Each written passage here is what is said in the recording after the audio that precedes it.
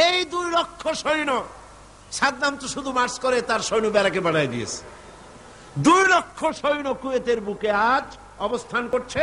এই 2 লক্ষ সেনাবাহিনীকে খাওয়া পরা, তাদের বেতন, তাদের চিকিৎসা, তাদের সামরিক মহড়া, সব খরচ বহন করতে হবে কুয়েতকে এবং সৌদি আরবিয়াকে। দেখেন অবস্থা। তাহলে বোঝা গেল ঘটনাটা বাইদি ভাই আমি বললাম, মূল আমি যেটা বলতে চেয়েছি যে জমিন থাকলেই, প্রযুক্তি থাকলেই সমৃদ্ধি আসে না। সমৃদ্ধির জন্য, স্বস্তির জন্য, স্থিতিশীলতার জন্য, সবকিছুর জন্য প্রয়োজন হচ্ছে ঈমান। সবকিছুর জন্য প্রয়োজন কি? ঈমান। ঈমানটা এলেই, জমিনটা তো আল্লাহর, জমিনটা কার?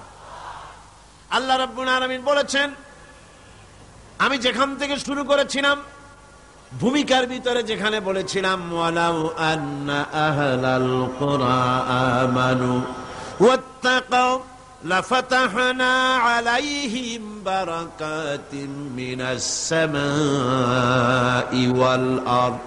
আল্লাহ পাক বলেন, দেশের লোকেরা, জনপদের লোকেরা যদি আমার উপর ঈমান আনে আর আমাকে ভয় করার নীতি যদি অবলম্বন করে চলে, আল্লাহ 2টা শর্ত দিলেন। জোরে বলেন, শর্ত দিলেন কয়টা?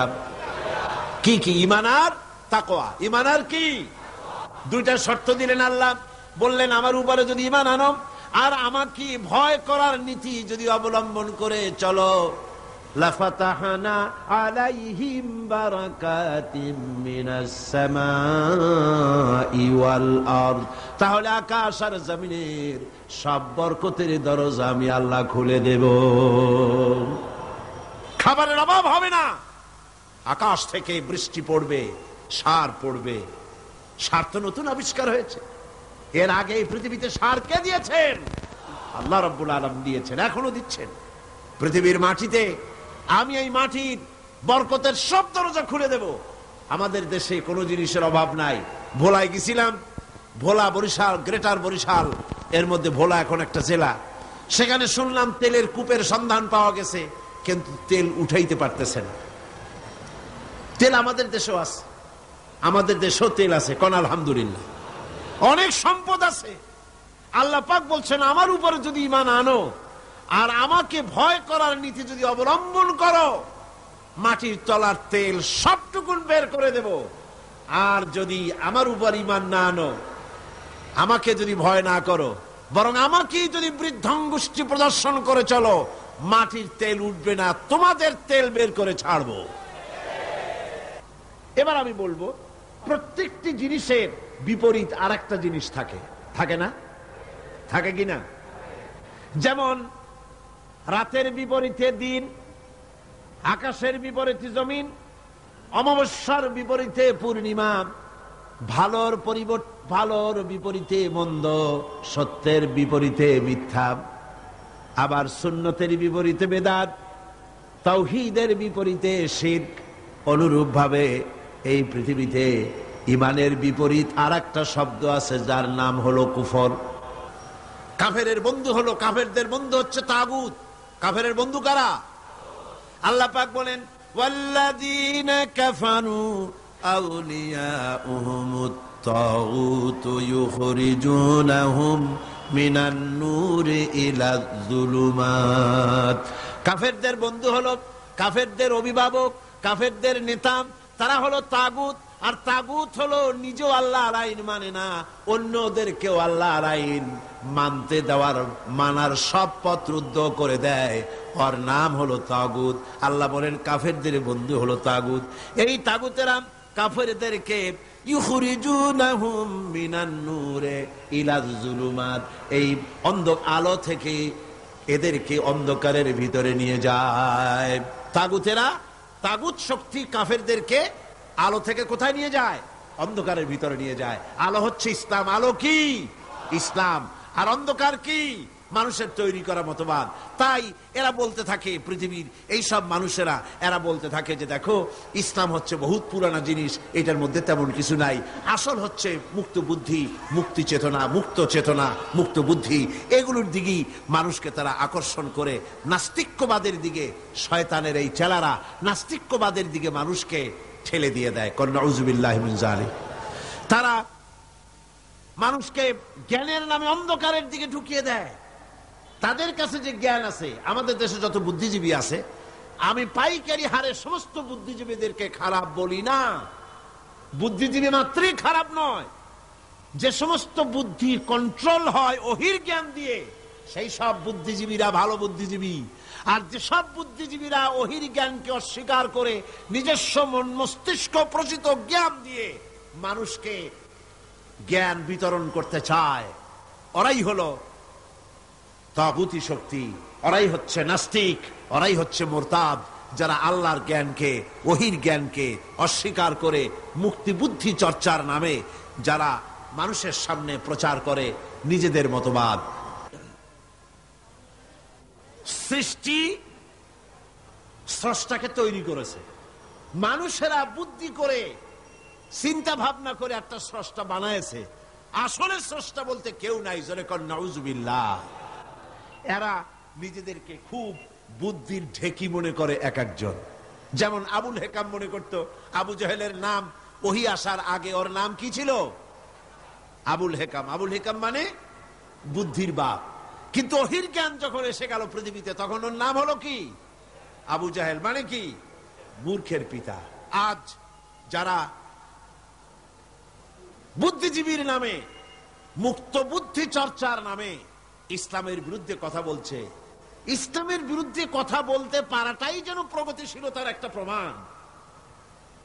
আল্লাহরে গালি দেওয়া, রসুলকে গালি দেওয়া, পৃথিবীতে এরকম আর কোথাও আছে বলে আমার মনে হয় না, বাংলাদেশে যেরকম আছে।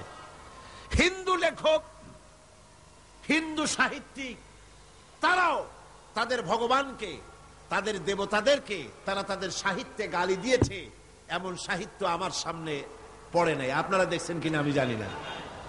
খ্রিস্টানেরা তাদের গডকে, তাদের যিশুকে গালি দিয়ে তাদের সাহিত্যিক কবিরা কোন কবিতা সাহিত্য লিখেছে বলে আমার জানা নাই। কিন্তু এই সব মুসলমান নামের কুলাঙ্গার, মুসলমান নামের অযোগ্য, বুদ্ধিজীবী নামের কলঙ্ক, নর্দমার কীট জাতীয় এই সব লোকেরা আল্লাহকে অস্বীকার করেছে।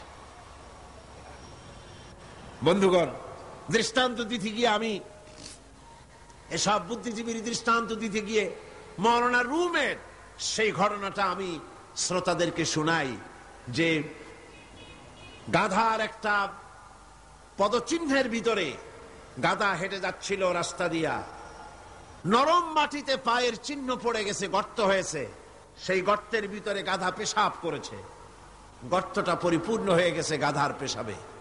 পিঁপড়া একটা যাচ্ছিল কোথাও, সে হাঁটতে হাঁটতে গাধার পেশাবের মধ্যে পড়ে গিয়েছে। সামান্য বাতাসে পানিটা নড়তে ছিল। পিঁপড়া তখন নাকি বলতেছে যে ভূগোলের পাতায় পড়েছিলাম সেই পাঠশালার জীবনে, পৃথিবীতে নাকি আটলান্টিক নামক একটা মহাসাগর আছে। শেষ পর্যন্ত আমি সেই আটলান্টিক মহাসাগরেই পড়ে গেলাম। এই উত্তাল ঢেউ অতিক্রম করে কেমনে আমি কিনারায় যাব? কোত্থেকে যেন একটা শুকনা তেঁতুলের পাতা এসে পড়েছে গাধার পেশাবের ভেতরে। পিঁপড়া বহু কষ্ট করে ওই পাতার উপরে উঠে বসেছে। পাতাটি ঢেউয়ের তালে তালে সামনের দিকে এগিয়ে যাচ্ছে। পিঁপড়া এখন খুব দাম্ভিকতার সাথে, অহংকারীর সাথে পিঁপড়া বলছে, ইতিহাসের পাতায় পড়েছিলাম পৃথিবীতে নাকি টাইটানিক নামক বিরাট এক জাহাজের অস্তিত্ব ছিল। শেষ পর্যন্ত ভাগ্যের জোরে আমি সেই টাইটানিকের নাবিক হয়ে বসলাম। কি সাংঘাতিক! আমি আজ টাইটানিকের গর্বিত নাবিক, আর এই আটলান্টিকের উত্তাল ঢেউ পাড়ি দিয়ে চলছে আমি আমেরিকা আবিষ্কারের জন্য। গাধার পেশাবের ভিতরে তেঁতুলের পাতায় বসে পিঁপড়ার যে অহংকার, আমার দেশের তথাকথিত নাস্তিক মুরতাদ জাতীয় বুদ্ধিজীবীরা এর চাইতেও নিকৃষ্ট।